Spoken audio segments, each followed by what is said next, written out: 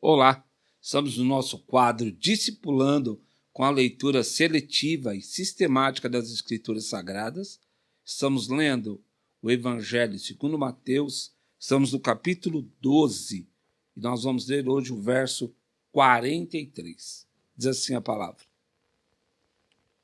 Quando o espírito imundo sai do homem, anda por lugares áridos, procurando repouso, porém não encontra. Por isso diz: voltarei para minha casa, donde saí, e tendo voltado, a encontra vazia e varrida, e ornamentada. Então vai, leva consigo outros 7 espíritos, piores do que ele, e entrando, habitam ali. E o último estado daquele homem torna-se pior do que o primeiro. Assim também acontecerá a esta geração perversa. Aqui nós estamos quase no finalzinho do capítulo 12,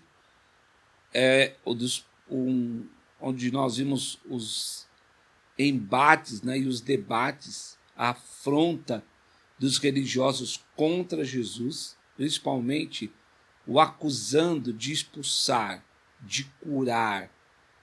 Toda essa história começou quando ele cura um homem que estava, além de endemoniado, ainda era mudo e cego.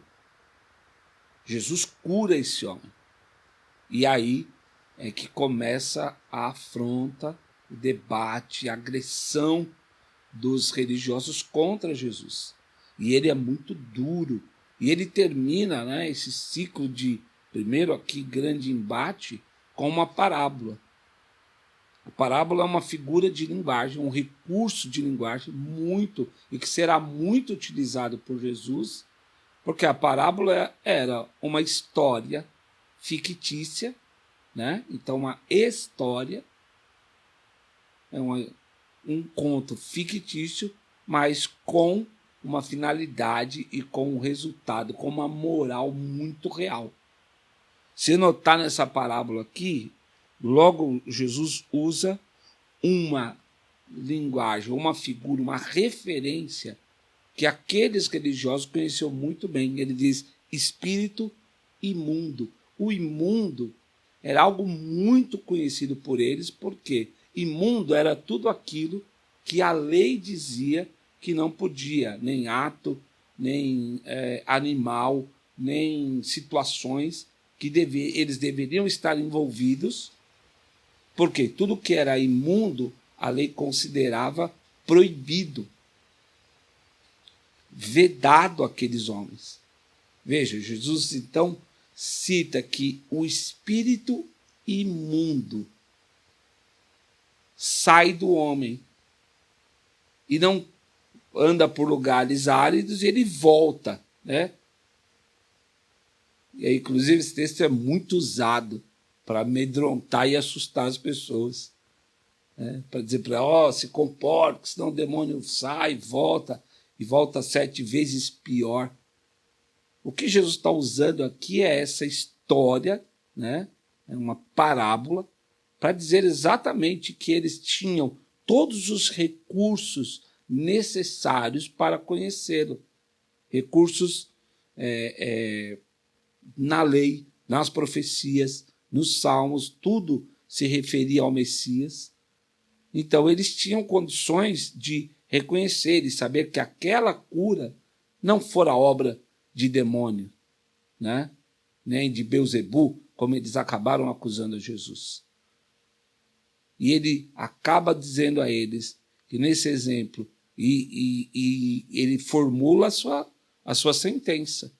Lá no final, quando ele diz assim, quando o espírito imundo sai, volta, traz outros 7 piores, e o último estado daquele homem acaba sendo pior do que o primeiro, Jesus diz que Deus irá fazer com aquela geração a mesma coisa. É um julgamento duro, mas é a palavra do Senhor contra essa religiosidade, que é violenta, que peca contra o Espírito Santo, que veem, mas não creem, tem a condição de serem mais, teriam condições, como até hoje, né? Aqueles que se apegam meramente à forma, ou à fórmula, ou à placa, ou às situações externas, gostam de rotular os outros, gostam de julgar os outros, gostam de colocar peso, gostam de enxergar fraqueza no outro, esconder as próprias. E o Senhor, então, vai desvendando e vai já apontando que no seu reino, o que vale é a essência que ele mesmo produz por meio, primeiramente, da salvação e depois a santificação, na qual todos nós temos que prosseguir. Ter a casa desguarnecida, né? Ou não preenchida, significa exatamente ter acesso às coisas de Deus, ter acesso ao Evangelho do Senhor e distorcê-lo. Não é só estar vazia no sentido de, mas eu estou na igreja, eu estou isso, eu estou aquilo.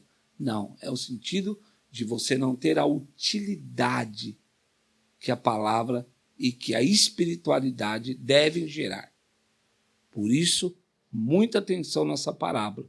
Jesus vai usar muitas outras vezes deste recurso, mas é importante que ele fala para aqueles homens que eles fossem genuinamente... A palavra religiosidade ela ganhou um contorno pesado, mas a questão é que religião é religar, né? Que eles prestassem bem atenção, que a religião deveria conduzi-los originariamente a Deus e não afastá-los dele. Por isso, é importante que a gente preste muita atenção.